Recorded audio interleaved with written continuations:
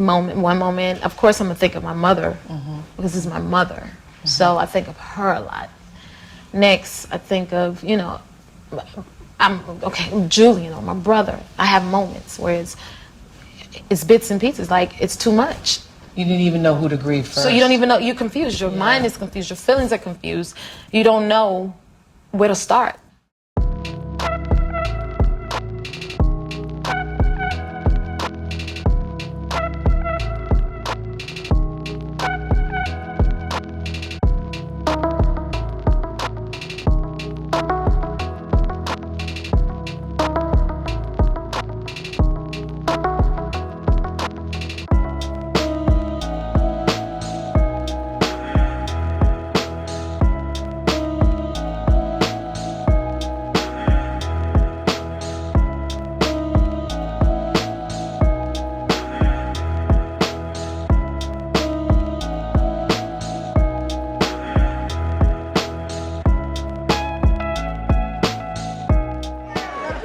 Singer Jennifer Hudson has often credited her upbringing in an impoverished Chicago neighborhood for her rise to fame. I couldn't believe it. I'm still in shock. But now the neighborhood where her dreams took flight has been transformed into a scene of crime tape and curiosity seekers.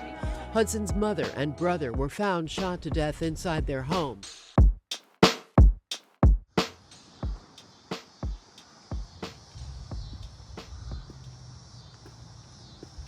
What's going on, everybody? How you doing today? Welcome to Oakwood Cemetery here in Chicago, Illinois. Just on the south side. I've been to the cemetery before. Done a video on Fluky Stokes. They're over in the mausoleum near the entrance. This grave is, well, these three graves weren't easy to find. They're not listed on Find a Grave. They're there, but not with any pin to the graves. But after driving around, I've been able to locate them, and I'm here with a buddy of mine.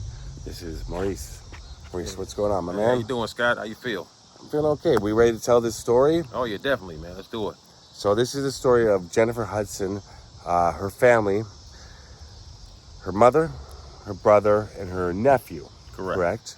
And we've already been to the house where this tragedy, this horrific crime occurred. I'll be putting clips of that, and we drove over there today and saw the house where it happened, and it's crazy. Yeah. Essentially, Jennifer, if you don't know Jennifer Hudson, I think you do. Dreamgirls, American Idol, Sex and the City. Yeah, right now. Multi-talented, Oscar winner. Yes. Won an Oscar for her first role ever. And her childhood home in October of 2008. Yeah.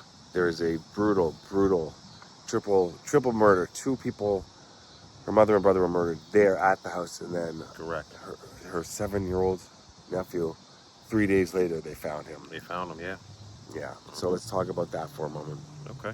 So, you grew up here, right? Yes, in sir. Chicago. And it was a huge story worldwide, but especially here, right? Yeah, it was really big around that time. All over the news, media. I mean, it was really a big thing back then. She's a hometown hero. Yes, she is. That was her childhood home we were just at, but that's where two of the murders occurred. There's her mother, Darnell, and Jennifer's brother, Jason, right? Correct.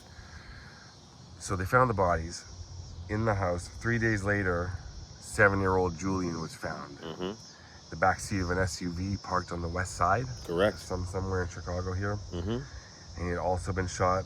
It was a .45 caliber gun found near the parked SUV. Was linked to all the deaths. So whoever did this, which we know who did it, has been convicted. Yeah.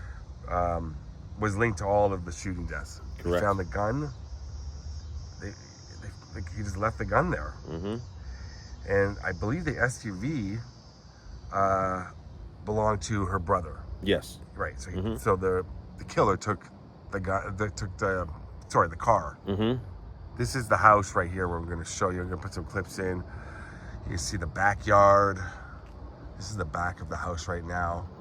And it's pretty much condemned.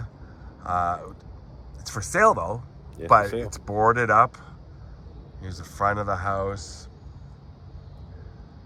So right away, Jennifer's sister Julia was married to a guy named William Balfour, right? Yep, correct. Yes. And after the first two bodies were found, that's when he was taken into custody. He was held for 48 hours.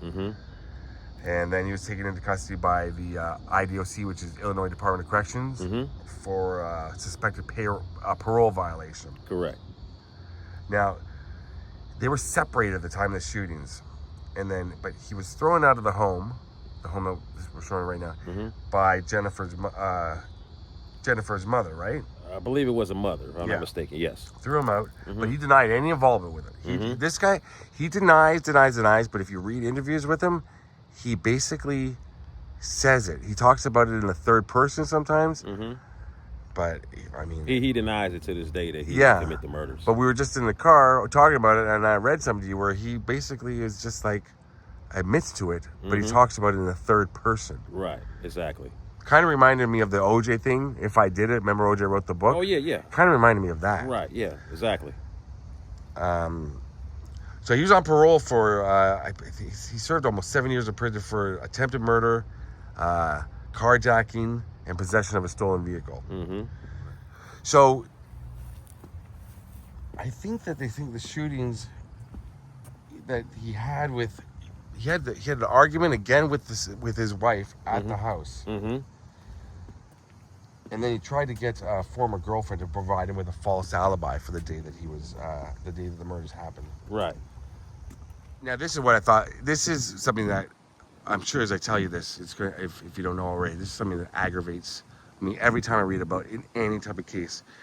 On at least 24 occasions, he threatened to kill members of Jennifer Hudson's family. This guy's dangerous. Very dangerous. Like, he's making threats. Making threats. So that's 24 times, at least 24 times, he's making threats. He's going to kill the family. How many threats do you have to? Right. You know what I mean? I know exactly what you mean. Yeah, that's tough. Before police just say, you know what? Just lock the guy up for, how many times have we seen this in so many different cases all around? Right. Where somebody's just like, I'm going to do this, I'm going to kill you. And then they finally do it, but nobody listens to them. They get restraining orders, whatever they got to do, and they still come back and kill them. So, it's a lot of cases like that. And he said, if you ever leave me, I'm going to kill you, but I'm going to kill your family first, and you'll be the last to die. That's one of the things he said. Yeah. So I was reading about the trial, and they had to answer questions about their knowledge of Jennifer Hudson, what they knew about her, because they didn't want the jury to be, what do you call it? Swayed either way. Like if they knew who Jennifer Hudson was, if they knew about if they regularly watched American Idol, or if they were members of Weight Watchers, because she was a spokesperson at the time. But it was 10 women, 8 men, and then the judge actually asked them not to watch American Idol because she was scheduled to be on an upcoming episode. That was her orders. Right.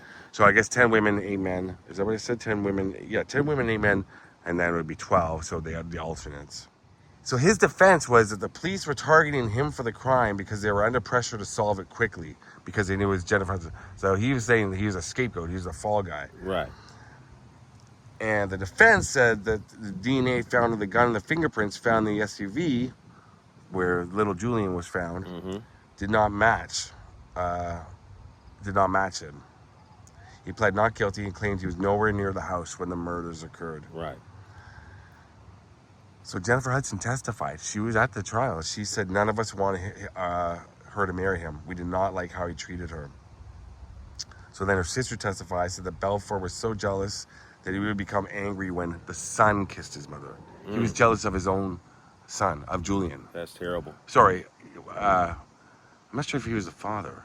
I'm not sure if he was a father either. I don't think he was. I don't think he was a father. So, I don't think he was. No, Right. okay. Let me just double check that. But yeah, Right. As soon as I said that, I'm like, wait, I don't know. Right. I don't believe he was the father. He would, because he would tell the little kid that get off my wife and stuff. So yeah, that doesn't make sense. He said get off my Exactly, his wife. Yes, Yeah. he definitely wasn't the father. So the girl that was talking about that Belfour was hanging around or whatever, she said that he asked her to cover for him on the same day, October 24, 2008, to cover for him.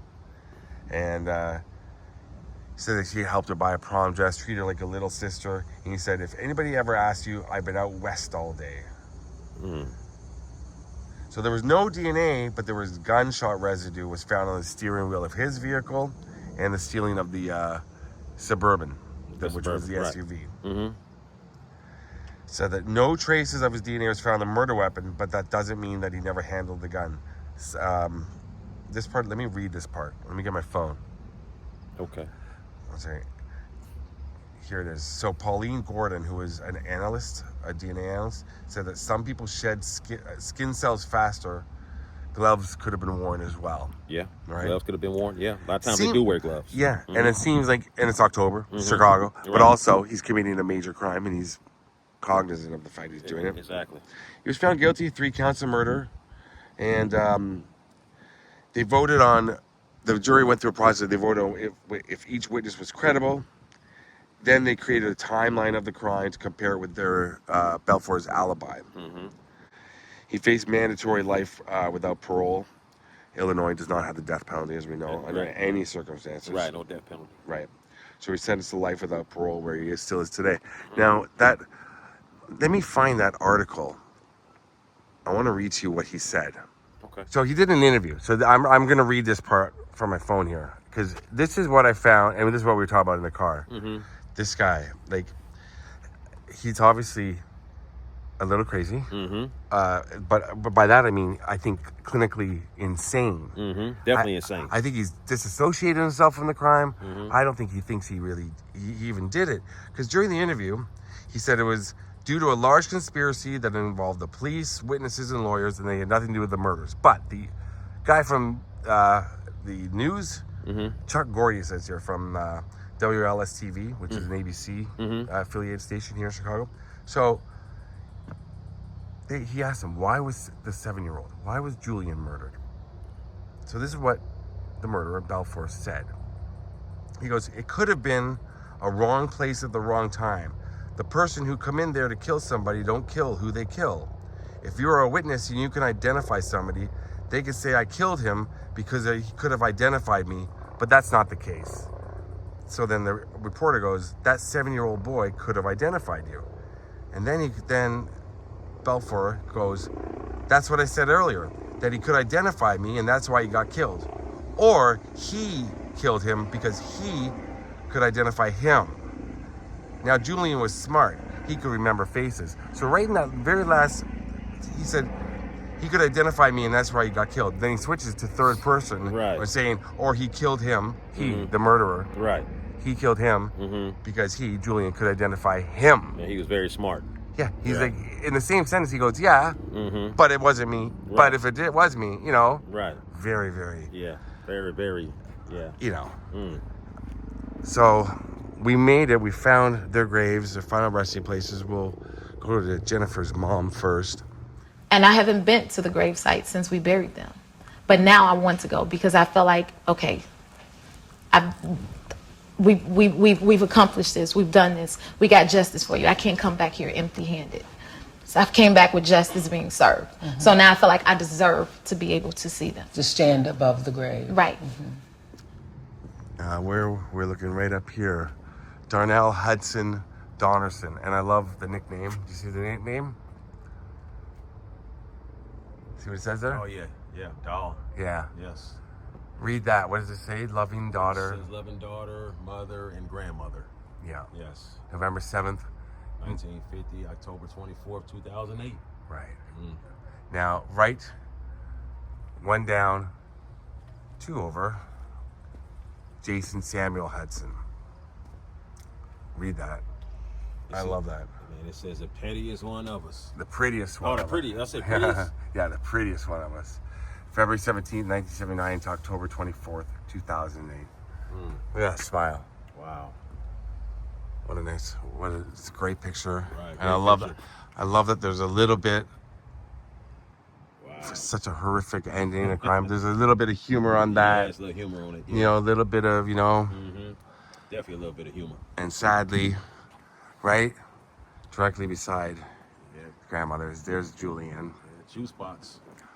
Julian Darnell King, beloved son and nephew, August 14th, 2001, August to October 24th, 2008. 2008. Wow, look dude, at the picture. 7 years old. He would have turned 24 this year. Yes. Wow, so sad. Oh my God. So sad. 21 and 8, so he's 29 roughly. And then we've got Jennifer's mom, 58 years old. Yeah, she's 58. Wow. It's kind of hard to say how to tell people how to get to.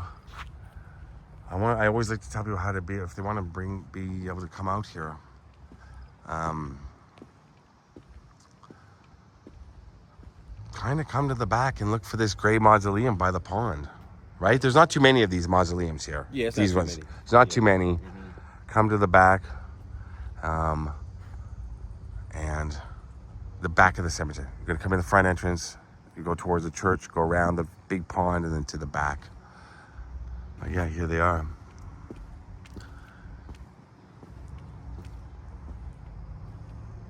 It's so sad. All three are heartbreaking, of course, and it's just it doesn't.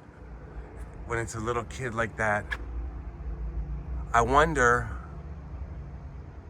Like he would have been terrified. Yo, definitely. He heard the gunshots. He knows something's wrong, Right. and then this guy takes him He's in a vehicle for who knows how long. right. Before That's that happens. across the city. Yes. He doesn't know what's going to happen to him. Right. You know, he's seen his uncle and his grandmother get shot. So And then this coward kills him. exactly. So yeah, I know it had to be a horrifying experience for him. Wow. I'm getting a shot of her mom there.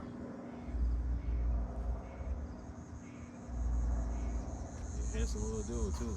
Yeah.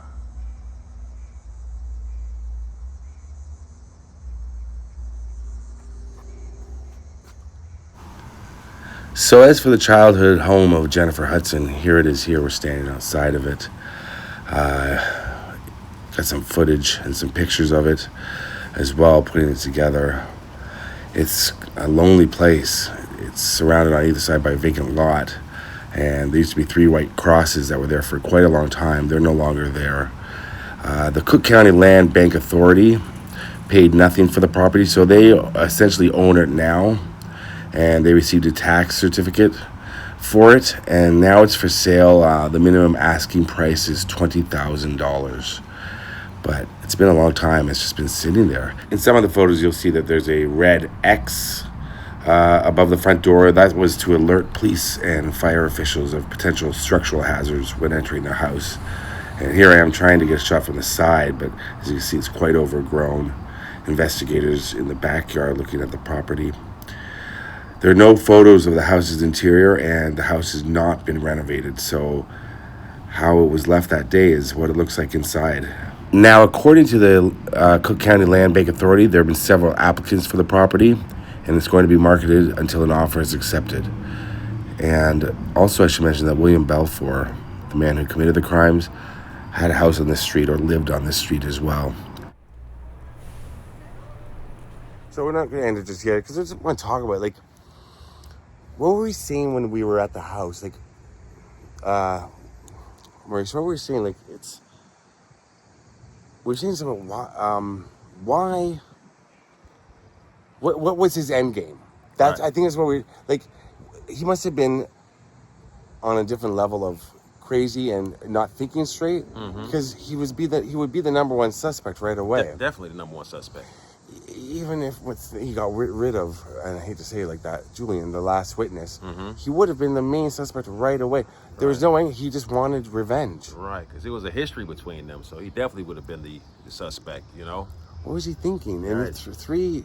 three lives just gone. Gone for no reason at all. And they were trying to get him out of their lives, and he wouldn't leave. Right. And I really feel sorry for Jennifer Hudson, because this is her family, Yeah. So I can imagine the toll it took on her, Yeah, it was a huge story. It was Yeah. everywhere. Yeah, definitely. Wow. So may they rest in peace, Yeah. Thanks for coming along, man. Thanks Hey, for helping me appreciate out. you. Thanks, Scott, man. Thank you for inviting me, man. Got to course. come back again. Yeah, we will. All right. Rest in peace, Darnell, Julian, Jason. And thanks for watching, everybody. All right, peace, y'all. Peace out. This mother got with somebody else. But Yeah. it's something that you got to deal with,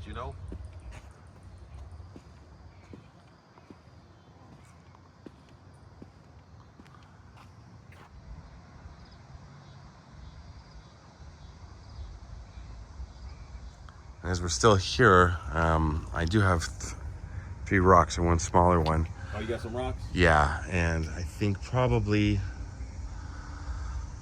I'm not. I don't like the. Well, actually, there's a little ledge here, and I think they might fit.